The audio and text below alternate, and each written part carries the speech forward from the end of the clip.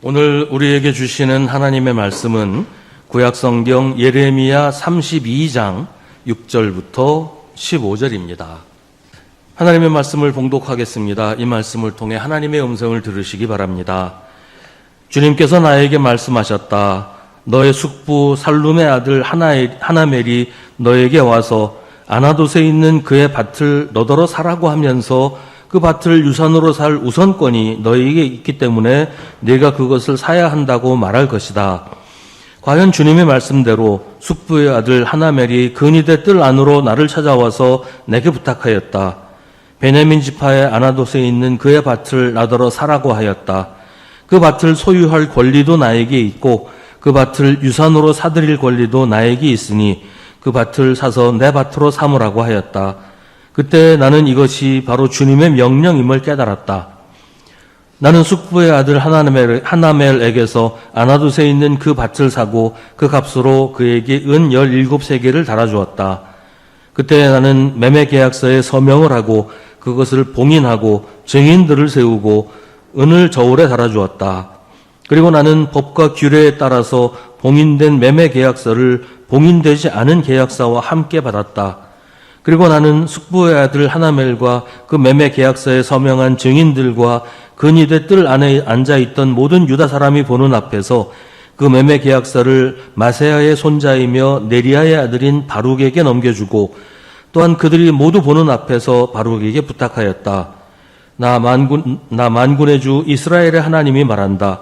이 증서들 곧 봉인된 매매 계약서와 봉인되지 않은 계약서를 받아서 옹기 그릇에 담아 여러 날 동안 보관하여라. 참으로 나 만군의 주 이스라엘의 하나님이 말한다. 사람들이 이 나라에서 다시 집과 밭과 포도원을 살 것이다. 아멘. 이것은 하나님의 말씀입니다. 성경에 땅을 사는 이야기가 몇 차례 나옵니다. 아브라함이 가나안에서 살면서 처음에는 자기 소유의 땅이 없었어요. 맨 처음 땅을 산 것이 아내 사라가 죽은 다음에 사라의 묘지를 만들기 위해서였습니다. 가나안 지역의 원주민에게 돈을 주고 땅을 산 게 아브라함이 처음으로 가나안의 땅을 소유하게 된 것이고, 이제 그 후손에 가면은 가나안 땅 전체를 차지하게 되지요. 북이스라엘 왕 아합은 나봇이라는 사람이 포도주를 사고 싶었는데 이 사람이 팔질 않으니까 굉장히 속이 상했어요. 그 안에 이세벨이 음모를 꾸며서 나봇을 죽이고 포도원을 몰수하는 방식으로 나봇의 포도원을 탈취합니다. 이게 이 일 때문에 아합과 이세벨이 하나님의 심판을 받고 죽게 되는 그런 중요한 이유가 됩니다. 신약에서는 가룟 유다가 예수님을 팔아넘긴 것을 뉘우쳐서 예수님을 팔아넘긴 대가로 받은 돈 은 30냥을 성전에 내던지고 목을 매요. 대제사장들은 그 돈을 다시 회수할 수 없다. 이건 피 묻은 돈이기 때문에 그냥 회수할 수 없다. 그래서 그 돈 가지고 토기장의 밭을 사서 이방인들의 무덤으로 사용하기로 합니다. 이제 이런 식으로 성경에서 땅을 사는 이야기가 몇 차례 나오는데 다 어떤 스토리를 가지고 있습니다. 아무 의미 없이 누가 어떤 부동산을 매매했다 그 얘기를 하려고 하는 게 아니에요. 오늘 말씀도 예레미야가 땅을 사는 이야기를 하고 있습니다. 단순히 예레미야가 부동산을 매입했다 그 얘기를 하려고 이 말씀을 성경에 기록한 건 아니죠. 예레미야가 땅을 산 것은 하나님의 명령으로 그렇게 한 건데 아주 중요한 의미와 이유가 있다는 것입니다. 예레미야 32장에서는 오늘 이 일이 시드기야 왕 10년에 있었던 일이라고 합니다. 예레미야 32장 1절에 보면 그 얘기가 나오는데요. 이제 이때가 언제냐면 바빌로니아가 처음 예루살렘을 정복하고 한 무리의 포로를 바빌로니아로 끌고 간 지 10년이 지난 때다라는 얘기예요. 10년 후에 다시 바빌로니아가 유다에 쳐들어와서 예루살렘을 포위하고 금방이라도 예루살렘 성을 함락할 상황이었어요. 함락시킬 그런 상황이었어요. 그때 예레미야는 반역자라는 오해를 받고 갇혀 있었습니다. 지금 예레미야는 왕실 감옥에 갇혀 있는데 예레미야가 갇히게 된 이유는 언제나 시대의 사조와 역행하는 예언을 했기 때문이었어요.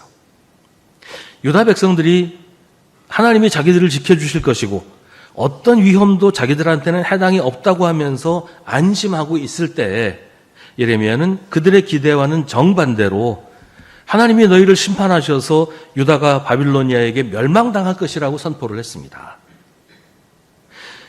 예레미야가 이렇게 하나님 말씀을 선포하던 때에 다른 예언자, 그러니까 거짓 예언자들은 유다 백성들에게 위로와 확신과 희망을 전하고 있었어요. 유다 백성들은 거짓 예언자들의 말만 듣고서 하나님이 바빌로니아를 물리치시고 자기들을 지켜줄 거라고 믿었어요. 아무리 적들이 강하고 군대가 많고 지금 뭐 예루살렘 성을 뺑뺑 둘러싸고 있어도 하나님이 지켜주실 것이니까 희망을 버리지 말라. 그렇게 예언을 했단 말이죠. 근데 그때 예레미야는 유다가 바빌로니아와 맞서서 싸우지 말고 바빌로니아한테 항복해서 바빌로니아의 치하에 사는 것이 하나님의 뜻이다.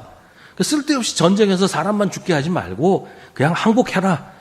이렇게 선포를 했단 말이에요. 그게 하나님께서 예언자 예레미야를 통해서 유다 백성들에게 주신 말씀이에요. 그런데 유다의 왕과 백성들은 예레미야를 민족 반역자로 여긴 거예요. 아니, 싸우지도 말고 항복을 하라고? 하나님이 안 지켜주실 거라고? 이 사람은 예언자도 아니고 거짓말쟁이다. 이게 감옥에 가둔 거지요. 근데 지금 또다시 바빌로니아가 유다에 침략해서 예루살렘 성을 포위하고 있어요. 이제는 뭐 예루살렘이 완전히 멸망하게 되는 그런 상황이 된 거예요. 근데 그 모습을 보면서 유다 왕과 백성들은 예레미야를 미워합니다. 저렇게 재수 없는 말에서 또 이런 상황이 생긴 거 아니냐? 그러면서 감옥에 가두게 된 겁니다. 이런 위기의 시대, 절망의 시대에 예레미야는 다시 하나님의 말씀을 선포합니다. 그리고 이번에도 예레미야가 선포하는 하나님의 말씀은 시대의 상황을 거스르는 역행하는 예언을 합니다. 하나님께서 예레미야에게 말씀하십니다. 예레미야의 숙부 살룸의 아들, 그러니까 예레미야의 사촌인 하나멜의 땅을 사라고 하십니다. 하나멜이 예레미야에게 땅을 팔려고 하는 것은 그 밭을 유산으로 살 우선권이 예레미야에게 있기 때문이었습니다. 이 레위기 25장 25절부터 28절에 이제 이런 얘기가 나와요. 어떤 사람이 유산으로 받은 밭을 팔 때 가까운 친척이 그 땅을 산 사람한테 돈을 주고 그 땅을 되찾아올 수 있다. 이제 이런 규정이 있어요. 이게 무슨 얘기냐면 이스라엘 백성들이 가나안에 들어가서 이제 살면서 하나님께서 각 지파별로 땅을 분배를 해주셨어요. 어디부터 어디까지는 어떤 지파, 어디부터 어디까지는 어떤 지파 이렇게 땅을 다 분배를 해주셨단 말이에요.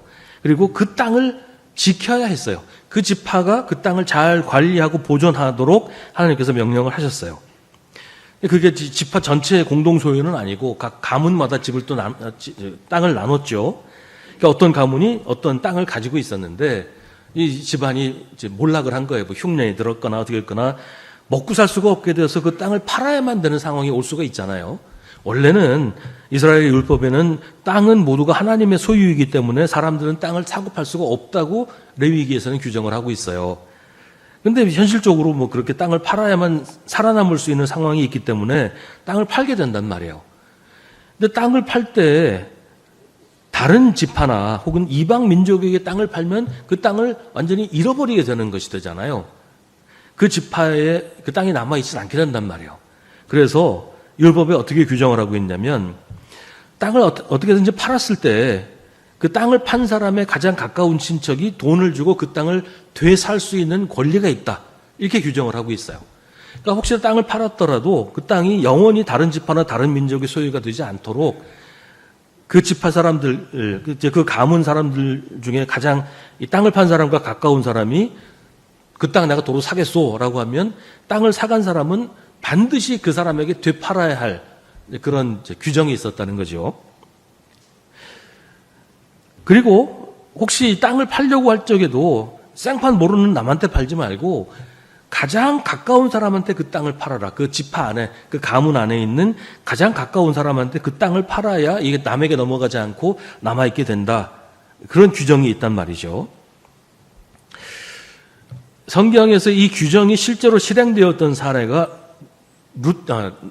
룻기에 나옵니다. 그 룻기에 보면 엘리멜렉이라는 사람이 기근을 피해서 모압이라는 나라로 이민을 가요. 근데 거기서 엘리멜렉과 두 아들이 모두 죽게 됩니다.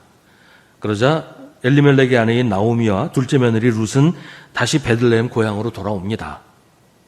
그때 룻을 눈여겨본 보아스라는 사람이 마침 엘리멜렉의 가까운 친척이어서 나오미가 엘리멜렉의 땅을 팔려고 하니까 자기가 그 땅을 사겠다고 하는 거예요.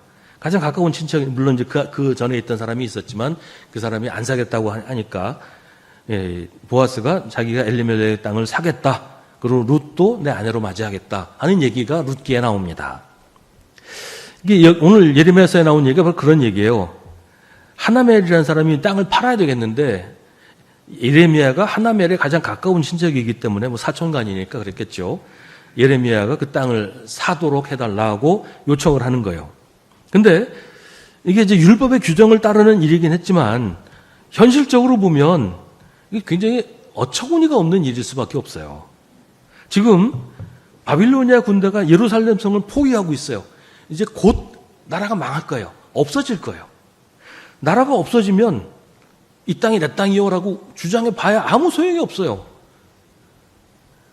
나라도 없어지고 백성들은 포로로 끌려가고 또 끌려가는 전쟁통에 내가 죽을 수도 있는데 지금 내가 땅을 산다? 이건 정말 바보짓이죠.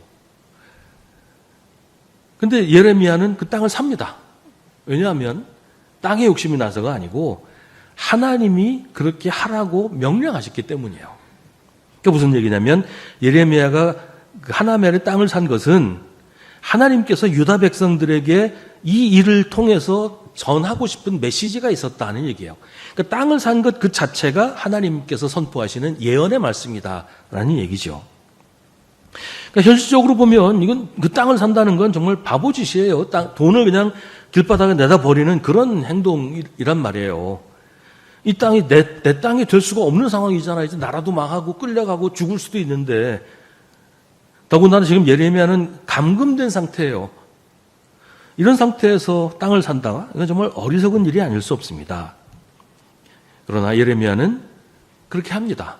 왜냐하면 하나님께서 하라고 하셨기 때문이고 이게 하나님께서 선포하시는 예언의 말씀이기 때문입니다. 지금 예레미야는 왕실 감옥에 갇혀 있어요. 그래서 땅을 사는 일도 자유롭지 않고 땅 주인의 권리를 행사하는 일도 할 수가 없으니까 바룩이라는 사람을 대리인으로 세워서 그 매매 계약서를 옹기 그릇에 보관하게 합니다. 문서를 옹기 그릇에 보관하라고 하는 것은 지금 당장 그 땅에 관한 권리를 행사할 수가 없다. 그러니까 좀 잘 보관해서 나중에 행사할 수 있게 될 때 그렇게 하겠다라는 의미예요. 이제 그 나라 자체가 없어지고 사람들은 포로로 끌려갈 거니까 당장 문서가 무슨 소용이 있겠어요. 잘 보관해 두라 하는 거죠. 예레미야가 땅을 산 것은 예레미야의 필요나 의사와는 전혀 상관없이 하나님이 시키시는 대로 한 것이고 그것 자체가 하나님께서 유다에게 선포하시는 예언의 말씀이었어요. 예레미야는 줄곧 그 시대의 사조나 상황과는 정반대되는 선포를 해왔고 지금 이것도 그렇습니다. 지금은 절망의 시대예요. 한 치 앞도 장담할 수 없는 정말 막막한 어둠의 때입니다. 지금은 어떤 희망도 가질 수 없는 그런 때예요. 그런데 하나님은 예레미야에게 땅을 사라고 하십니다. 왜냐하면 그 땅으로 다시 돌아올 것이기 때문입니다. 사람들이 이 나라에서 다시 집과 포도원을 살 것이기 때문에 땅을 사라는 거예요. 처음에 예레미야가 하나님의 심판을 선포했을 때 사람들은 아예 그 땅을 떠날 일이 없을 거라고 했어요. 하나님이 지켜주실 거니까 우리는 이 가나안 땅에서 안전하고 편안하게 살 거야 라고 생각했어요. 하나님께서 지켜주실 거니까 뭐 바빌로니아가 아무리 강대해도 상관없다고 생각했어요. 근데 예레미야는 그때 지금 바빌로니아에게 항복해야 살 수 있다고 말했습니다. 그러니까 예레미야가 예언한 대로 됐죠. 바빌로니아가 유다를 정복하고 사람들을 포로로 끌고 갔으니까요. 거짓 예언자들의 말이 거짓말이고 예레미야의 선포가 하나님의 말씀이었다는 것이 확인됐습니다.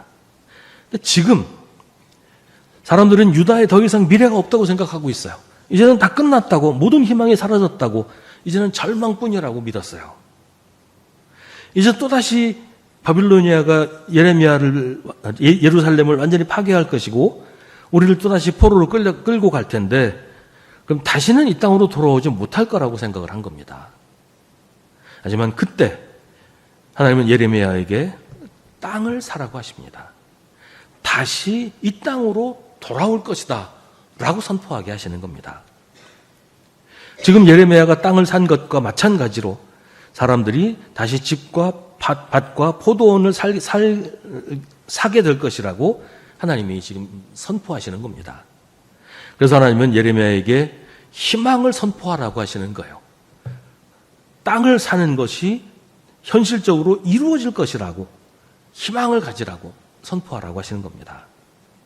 하나님께서 그렇게 하실 것이기 때문입니다. 유다가 망하고 사람들이 바빌로니아에 끌려가면서 많은 사람들이 하나님을 의심하게 됐습니다. 하지만 예레미야는 유배지에서도 하나님이 활동하고 계신다고 말합니다. 나라가 망했어도 하나님은 여전히 활동하고 계신다고 선포합니다. 하나님은 하나님의 백성을 버리지도 않으셨고 하나님이 힘을 잃어버리신 것도 아니라고 말합니다. 오히려 절망 가운데 있는 하나님의 백성들을 건지시고 회복시키실 것이라고 예레미야는 선포합니다. 이 나라에서 다시 집과 밭과 포도원을 살 것이라는 말은 유다가 다시 가나안으로 돌아오게 된다는 뜻입니다. 바빌로니아에서 잘 적응해서 살게 될 것이 아니고 다시 가나안으로 돌아오면 하나님께서 유다를 회복시켜 주신다는 말입니다.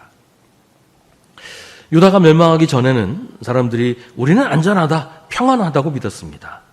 그러다가 바빌로니아의 포로로 끌려간 후에는 거기서 잘 적응하고 정착해서 평안하게 사는 것이 최선이라고 생각하는 사람들이 속출하기 시작했어요. 예레미야가 예언한 게 이런 얘기구나. 우리가 빨리 이 바빌로니아에 항복했으면 일찌감치 여기 와서 좀 더 자리 잡고 잘 살았을 텐데 이 얘기였구나 라고 생각을 했어요. 예레미야가 계속해서 바빌로니아한테 저항하지 말고 항복하라고 했던 이유가 이거였구나.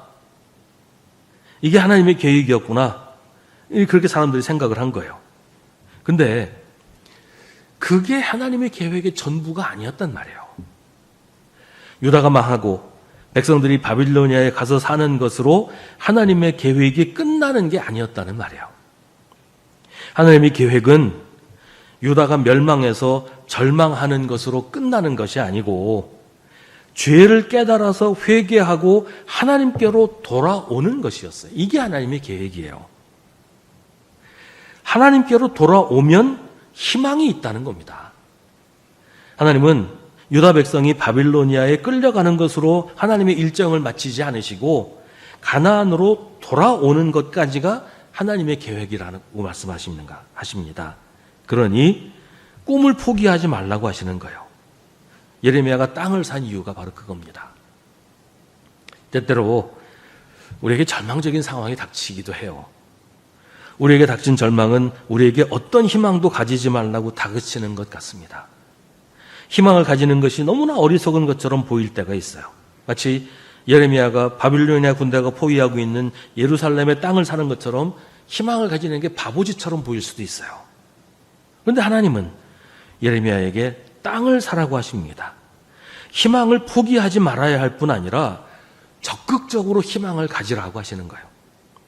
꿈을 버리지 말고 오히려 적극적으로 꿈을 꾸라고 하십니다. 왜냐하면 하나님이 끝내지 않으셨기 때문이에요. 하나님이 우리에게 희망을 가지게 하시려고 절망적인 상황을 주시는 건 아닙니다. 하나님이 우리에게 고난을 주시고 그 고난에서 구원하시면서 생색내시는 게 아니에요. 저는 그런 얘기한 사람이 있었죠. 하나님이 우리 민족이 예수 믿게 하시려고 일본의 식민지로 만드셨으니까 우리가 일본한테 신세를 진 것이다. 이런 얘기했던 사람이 있었는데 이건 정말 아닙니다. 이건 말도 안 되는 소리예요. 하나님이 우리한테 병 주고 약 주시는 거예요? 우리 가지고 장난치시는 것도 아니고 하나님이 그런 일을 하시겠어요? 하나님은 고난 가운데서도 우리를 버리지 않고 구원하시는 것이지 우리를 구원하시는 거 보여주려고 일부러 고난을 주시는 게 아니에요. 고난에는 그 나름대로 이유가 있어요. 하나님이 주시는 것이든 우리가 자초한 것이든 고난이 닥치는 것은 그 나름대로 이유가 있어요. 근데 어떤 이유에서든 우리에게 고난이 닥쳤을 때 우리가 고난 가운데서도 절망하거나 포기하지 말아야 하는 것은 하나님이 우리를 구원하실 것이기 때문이에요. 어떤 고난이 닥쳐도 하나님은 계속 우리에게 말씀하십니다. 희망을 버리지 마라. 희망을 가져라. 내가 너를 구원하겠다라고 하십니다. 우리가 어떤 상황에 있더라도 우리가 절망하고 낙심하고 모든 걸 다 포기하는 그런 상황에 있더라도 여전히 하나님은 변함없이 활동하고 계신다는 겁니다. 예레미야는 그 희망이 지금 당장 이루어질 거라고 생각하지는 않았어요. 그래서 바룩에게 문서를 옹기 그릇에 넣어서 보관하라고 합니다. 어쩌면 자기가 살아있는 동안에는 다시 그 땅을 보지 못할 수도 있다고 생각했을 수도 있어요. 그러나 자기는 아니더라도 바룩이 그 문서를 다시 되찾아서 그 땅을 차지할 수도 있을 것이고 어떻게든 하나님께서 다시 이 가나안으로 돌아오게 하실 것이니까 이 문서도 잘 보관해 두어라. 시간이 걸릴지라도 하나님은 반드시 이 일을 이루신다. 그런 의미로 그 문서를 옹기 그릇에 보관하게 합니다. 그러니까 옹기 그릇에 보관된 문서는 단순히 땅 문서가 아니라 유다의 희망이었어요. 흙으로 만든 그릇이 유다의 희망을 담는 귀한 그릇이 된 겁니다. 우리가 희망을 가질 때 우리는 하나님의 계획을 담는 귀한 그릇이 됩니다. 현실이 절망적이라고 해서 낙심하고 포기하면 우리는 아무것도 아닌 흙덩어리에 불과하지만 어떤 상황에서도 하나님이 우리를 구원하시려고 지금도 활동하고 계신다는 것을 믿고 희망을 가지면 우리는 하나님의 계획을 우리 안에 품고 있는 옹기 그릇이 되는 거예요.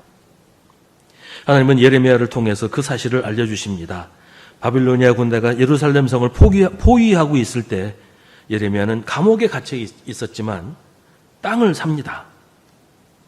사람들이 이 나라에 다시 집과 밭과 포도원을 살 것이라는 사실을 사람들에게 알려주기 위해서입니다.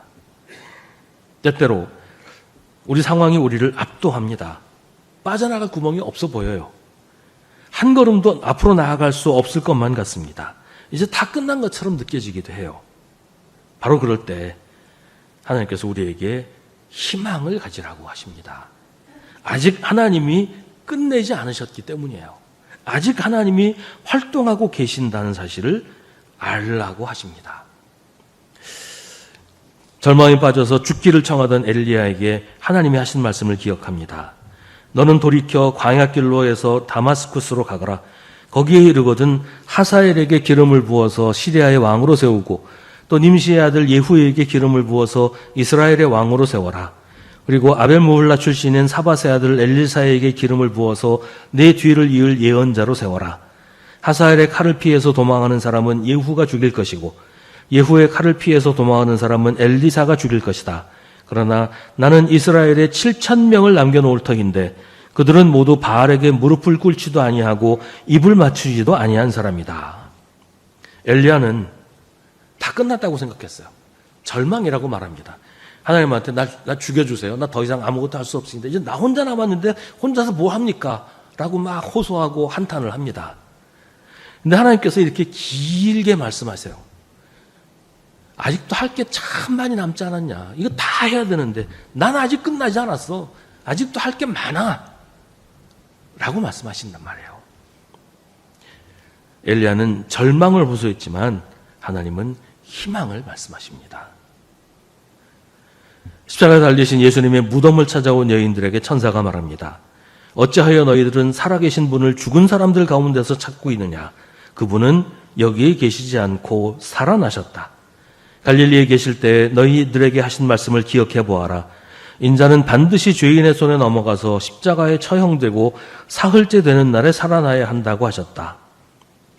여인들은 절망에 빠졌지만 예수님은 다시 살아나셔서 사람들의 희망이 되셨습니다. 유다의 멸망을 경험하면서 유다 백성들은 물었습니다. 하나님이 우리를 버리셨다고 생각해야 할까? 그때 예레미야는 그 질문에 대한 대답으로 땅을 삽니다. 아니, 하나님은 우리를 버리지 않으셨어. 하나님은 우리를 포기하지 않으셔. 하나님은 우리를 구원하실 거야. 우리는 다시 이곳으로 돌아올 것이고 다시 여기서 하나님을 예배하게 될 거야. 우리는 이 나라에서 다시 집과 밭과 포도원을 살 거야. 예레미야는 매매 계약서를 옹기 그릇에 담아 여러 날 동안 보관하라고 합니다. 지금 그 문서는 우리 안에 있습니다. 하나님의 약속이 우리에게 있기 때문입니다. 우리가 예레미야의 매매 계약서를 담은 옹기 그릇입니다. 그래서 교회는 우리 시대의 희망입니다. 우리 시대에 선포하시는 하나님의 희망의 메시지입니다. 교회는 세상을 향해 희망을 말해야 합니다. 모두가 다 희망이 없다고 말할 때 우리는 희망을 선포해야 합니다. 세상이 어둡다고 한탄할 때 교회는 세상을 밝히는 희망의 등불이 되어야 합니다. 우리 안에 하나님의 약속이 있습니다. 사람들이 우리를 보고 희망을 노래할 수 있게 해야 합니다. 우리가 절망을 말하고 우리가 탄식하면 세상은 속절없이 무너지고 맙니다. 지금 힘들어하는 사람에게 우리가 희망의 선포가 되어야 합니다. 우리가 무너지면 세상은 어디서 희망을 찾아야 되겠습니까? 희망이 보이지 않는 시대에 교회는 구원의 희망을 전하는 하나님의 말씀을 선포해야 합니다. 우리의 삶으로, 우리의 행동으로 희망을 선포해야 합니다. 그래서 세상을 회복하는 하나님의 역사를 모든 사람들이 알게 해야 합니다. 지금 많이 힘들어하시는 분이 있으실 줄 압니다. 그 정도는 아니어도 답답하고 억울하고 두려운 일들이 참 많은 시대에 우리가 삽니다. 희망을 노래하기에는 현실이 너무 암담합니다. 그런 우리에게 오늘 예레미야는 희망을 노래합니다. 절망의 한복판에서 부르는 희망의 노래를 우리에게 들려줍니다. 어쩌면 좀 늦을지도 모릅니다. 하지만 하나님은 말씀하십니다. 비록 더디더라도 그 때를 기다려라. 반드시 오고야 만다. 늦어지지 않을 것이다. 하나님이 살아계시고 하나님이 지금도 활동하고 계시다. 그러니 우리는 절망의 노래가 아니라 희망의 노래를 불러야 합니다. 우리의 희망은 하나님이 주시는 것입니다. 하나님이 중단하시지 않는 한 희망은 살아 있습니다. 우리가 하나님을 믿는 한 하나님은 멈추지 않으십니다. 그래서 우리에게 희망은 사라지지 않습니다. 하나님을 신뢰하고 의지하면 하나님은 우리를 구원하시고 회복시켜 주십니다. 우리 안에 있는 희망이 현실이 되고야 말 것입니다. 기도하겠습니다. 하나님이 끝났다고 하시지도 않았는데 먼저 절망하고 먼저 포기하고 나 혼자 끝내버리는 어리석은 저희를 용서하여 주옵소서. 여전히 하나님의 발걸음은 변함이 없으신데 우리 멋대로 멈춰서지 않도록 우리의 손잡고 이끌어 주옵소서. 어떤 상황에서도 주님을 믿고 낙심하지 말게 하시고 주님을 의지하여 다시 시작하게 하여 주옵소서. 예수님의 이름으로 기도하옵나이다. 아멘.